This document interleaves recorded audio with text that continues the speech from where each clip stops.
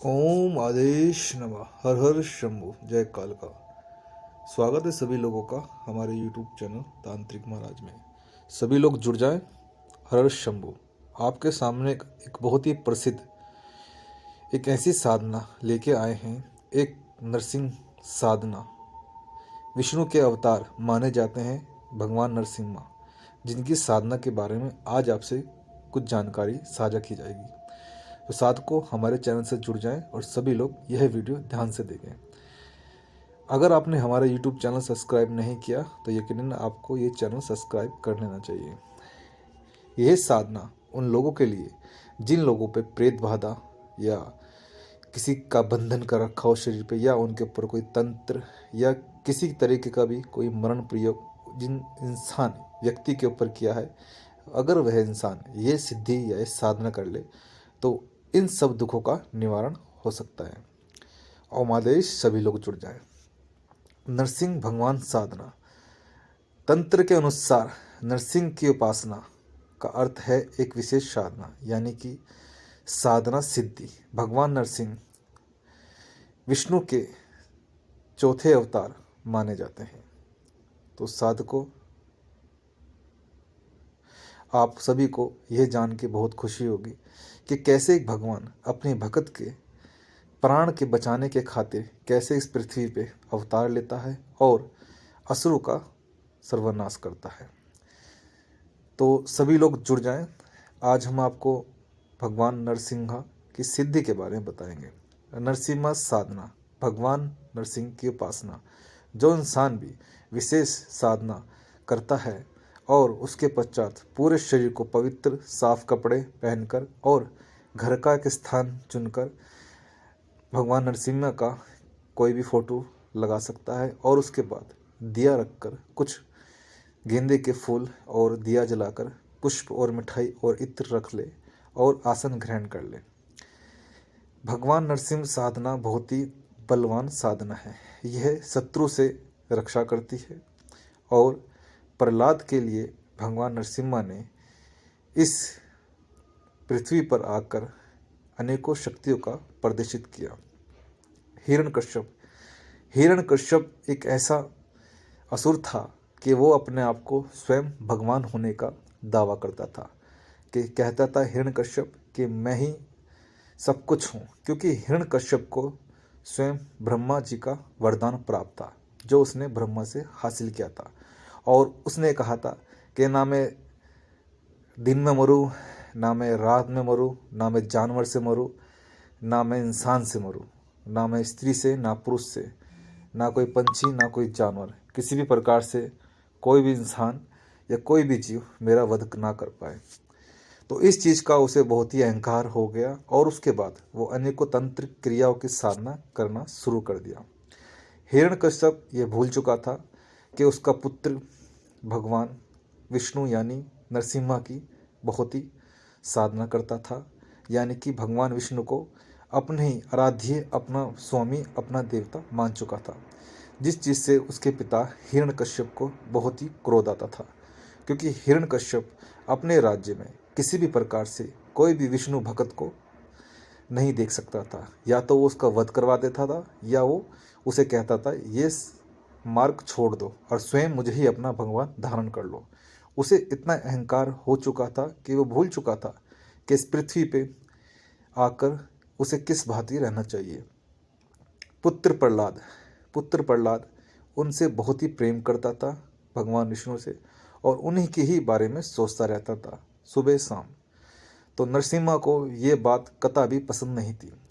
नरसिम्हा ने कई प्रयोग ऐसे किए ताकि उसका पुत्र प्रहलाद नरसिम्हा साधना छोड़ दे, लेकिन साधकों, कहा जाता है अगर एक बार कोई मन में ठान ले तो ईश्वर को अपना मित्र क्या, ईश्वर से स्वयं बात कर सकता है।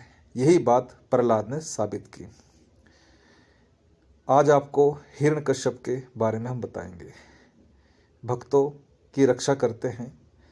जिस प्रकार से भगवान विष्णु एक नरसिम्हा का अवतार लिया और इस पृथ्वी पे आए और भक्तों का साथ दिया। यदि आप भगवान नरसिम्हा की साधना करते हो और इसके बारे में दिलचस्प रखते हो तो इस साधना का बीज मंत्र और कैसे साधना शुरू की जाए वह सारी जानकारी आपको डिस्क्रिप्शन में मिल जाएगी हमारे। तो सभी लोग कुछ बातें ध्यान से सुनें। ये साधना बहुत ही क्रूर साधना है, नरसिम्हा साधना।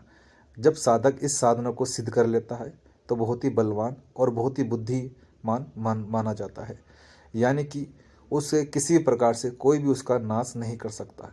इस साधना को करते ही आपके हृदय से किसी भी प्रकार का डर संकट दूर हो जाता है। किसी भी प्रकार का डर संकट स्वयं आपसे दूर हो जाता है।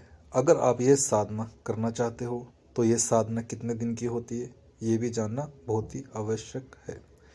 ये साधना वैसे तो 15 से 20 और अधिक से अधिक 40 दिन की मानी जाती है। साधना सामग्री किस प्रकार आपको लेनी चाहिए ये भी आप ध्यान से सुन लें। भगवान नरसिम्हा की मूर्ति या तस्वीर रख लें। दूध दही घी शहद शक्कर कुमकुम हल्दी चावल फूल गेंदे का फूल दीपक और अगरबत्ती सिंदूर और तुलसी दल भगवान विष्णु के पवित्र नारायण कवच, ये आप सभी सामग्री अपने पास एकत्रित कर लें। साधना का समय किस समय होना चाहिए ये भी हम आपको बता देते हैं। जो साधना होगी वैसे तो नरसिंह साधना पूर्णिमा या अमावस्या को विशेष रूप से मानी जाती है कि साधना ब्रह्म मुहूर्त होना भी अनिवार्य होता है। सुबह 4 बजे से के बीच से रात होने से पहले, यानी कि अगर आपका मनोबल इतना है कि अगर आप सुबह 4 बजे बैठो और शाम के 6 बजे तक बैठ सकते हो तो बहुत ही अति उत्तम है, क्योंकि इस साधना में कई घंटे देने पड़ते हैं। यदि आप इतना भी ना कर पाओ तो सुबह 4 बजे से 6 बजे तक इसे प्रामाणिक रूप से अवश्य करना होता है। इसे करने के कुछ नियम ये होते हैं कि आपको साफ वस्त्र धारण करने होते हैं और उस स्थान को पवित्र गंगा जल से पवित्र करना होता है और उसके बाद बीज मंत्र का प्रयोग करके भगवान के आगे बैठना होता है। भगवान नरसिंह ने ऐसे शक्तियों का प्रदर्शित किया है लोगों के आगे कि लोग आज भी अचंभित है कि विष्णु का चौथा अवतार कैसे आकर प्रहलाद के प्राण बचाता है। ये आप जरूर जान लें। हिरण्यकश्यप जब अपने पुत्र को शत्रु बन गया, जब उसे मारने का हर तरीके से प्रयास किया, तो उसके बाद जब हिरण्यकश्यप ने ठान लिया कि प्रहलाद को स्वयं मृत्यु के घाट उतारना है, तो उसने पूछा कहाँ तेरा विष्णु भगवान, तू मुझे उत्तर दे। तो प्रहलाद ने कहा कि भगवान तो इंसान के कण कण में है, यदि आप इधर देखो तो इस पत्थर में भगवान, इस खंबे में भगवान। तो हिरण्यकश्यप ये सोच के बहुत जोर से अहंकारी हंसने लगा और कहने लगा कि तेरा भगवान मुझे नहीं मार पाएगा और मैं तेरे भगवान को देखना चाहता हूँ, क्या वो मुझसे बलशाली है या नहीं है। तो हिरण्यकश्यप ने कहा क्या तू अपने भगवान को बुला सकता है। तो प्रहलाद ने कहा मेरे प्रभु स्वयं नारायण इस पूरे समस्त संसार में समाये हुए हैं, और उन्होंने कहा ये जो खंबा देख रहे हो इसमें मेरे स्वयं भगवान हैं। तो यह बात सुन के बड़ा अचंभित हुआ हिरण्यकश्यप। तो एक क्रूर अवतार भगवान नारायण का प्रस्तुत हुआ जिसे हम कहते हैं नरसिम्हा, और वो उस खंबे से निकले और उसके बाद हिरण्यकश्यप को देखते ही एक खूंखार क्रोध होकर उन्हें पकड़ते ही और अपने जांग पे रखकर बीच से फाड़ दिया और लहू लोहान हो गए और उसका वध किया और प्रहलाद को स्वयं अपने गले से लगाया। तो यह साधना अगर आप करते हो तो बहुत ही बलशाली बन जाते हो, किसी प्रकार की कोई समस्या तुम्हारे जीवन में उत्पन्न नहीं हो सकती। यदि आप साधक नियमों अनुसार भगवान की साधना करता है तो वह शत्रु विनाशक मनोबल तेजस्वी जीत प्राप्त करता है और अपने कार्य धन संपत्ति में वृद्धि पाता है।